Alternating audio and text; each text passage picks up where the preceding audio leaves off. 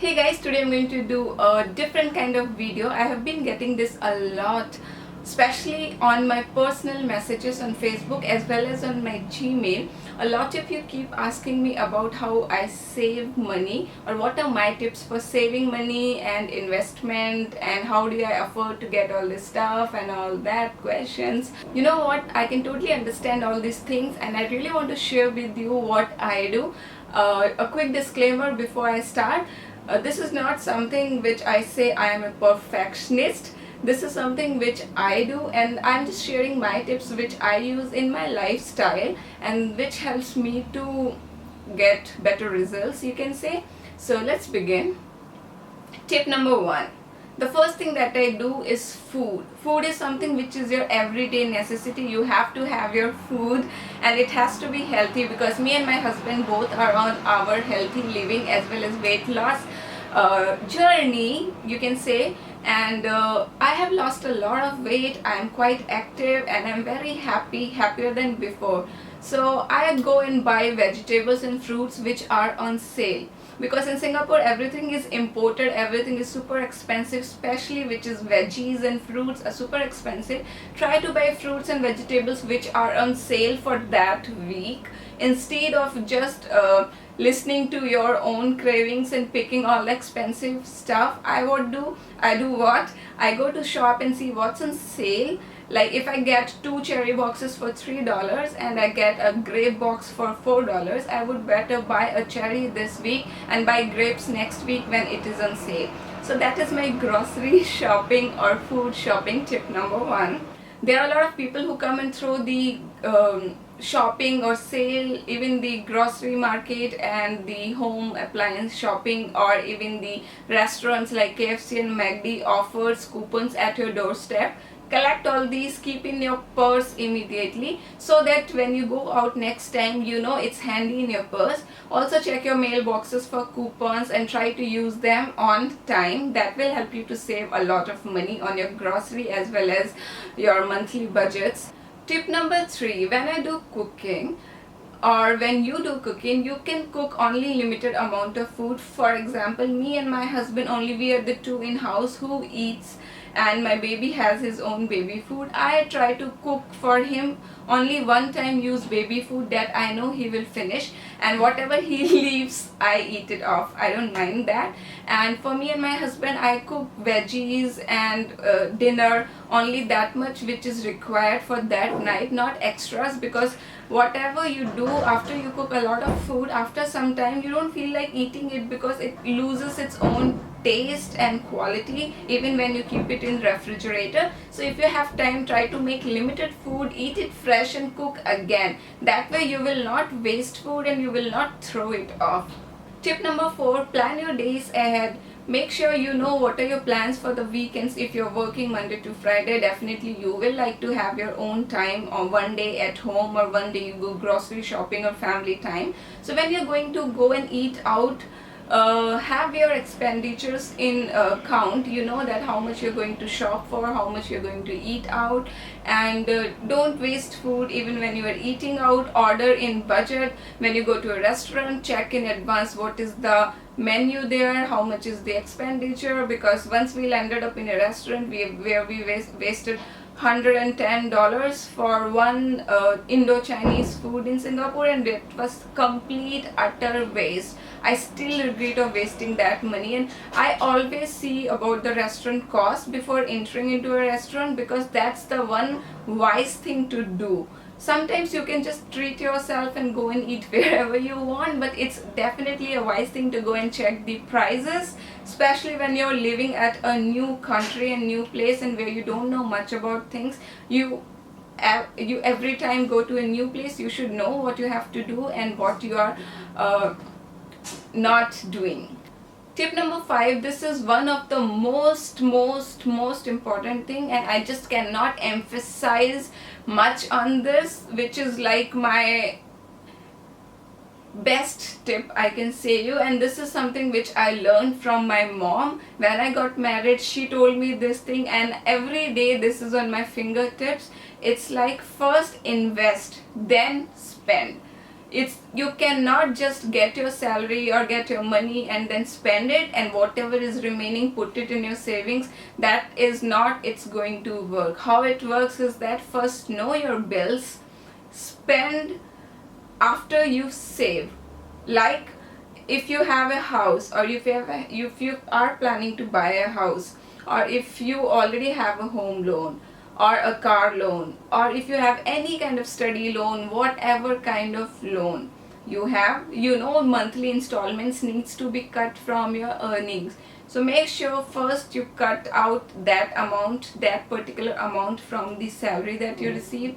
Second, pay your bills, your electricity bill, your water bill, your grocery bill. Keep in mind your grocery bill, your phone bill, your internet bill. We have so many bills to pay these days. So it's always good to make sure what is your bills monthly. Like, you know, there is a particular amount of bill for everybody. I know that I have to pay my rent here in Singapore. I know I have to pay my internet, my phone bill, my water bill, my electricity bill. And make your goals like monthly and quarterly and yearly. For example, if you are saving for your retirement, most of us are working in private sectors these days, we have to have our own savings. Make sure when you invest in something, you know, like every buy monthly, or every buy yearly, quarterly, or half yearly, whatever payments you have to do, a particular policy, or if you have any insurance, if you have to pay those bills, keep that in mind in advance. Because until and unless you know how much you have to pay, how much you have to let go, it is not going to work out. If you just get your money and spend it on things that you want in life, and later on sit and think about, oh my god, I have to pay this bill, I haven't paid this is not going to work. The simple and the easiest method is first save and then spend. Pay for your all bills. The sooner you get your salary, clear all your bills that you have to pay, whatever bill it is. Then if you have any investments, it's good. If you haven't done any investments, it's never late. Try to invest in something which you keep aside. It's always good to invest in some medical insurance for you as well as your family, as well as some retirement plans. Even if you stop working one day in life, you will have something in your bank account. So always cut out those things from your salary, and then whatever is remaining, try to enjoy your life in that. Maybe today that remaining amount looks small, but once you have that together for a long time, it looks a huge amount. So I hope you get my point, what I mean to say. Tip number 6, save on your saloon expenditure. Especially for women, we have this tendency to go to saloon a lot, and some of the men also go these days, and we have our own luxuries there. But try to cut out those things if you can do it at home. That's why I do share my do it yourself beauty and makeup videos. If you ask me, I personally go to a beauty parlor or a salon hardly once in a year. That too, I go when I am extremely exhausted and I have no time, especially when this happens especially when I'm traveling to India, because when I go to India, I have to pack. I do my own packing and everything. I have to sort out a lot of things and all that stuff in that hurry. Sometimes at the end moment, I realize I haven't painted my nails or didn't do my pedicure or manicure, and I should be looking presentable to my family. Then I go to saloon and try to spend some money in budget. I just don't go there, lie down and let them do everything on me and just come out paying $500. I never do that. I try to do as much as I can do to maintain myself at my home, save a lot of money. I cannot just emphasize enough, if you see your monthly bills on your pedicure, facial, haircut, oh my god, all those things, it is a lot. To maintain yourself, you spend a lot. So wherever you can cut that money, that would be great, and I try to do that a lot. I think I've already covered this tip number 7 a bit in tip number 5 itself, but let me repeat it. Have your long-term plans, not your weekly, monthly, half-yearly or yearly. Have your long-term goals, like plan for a year or two in advance. If you want to buy a house, there is a particular down payment. So you just cannot think that one day you will get all that money together and you can just go ahead and buy that house. If you want to have your own dream house, start from saving from your first salary.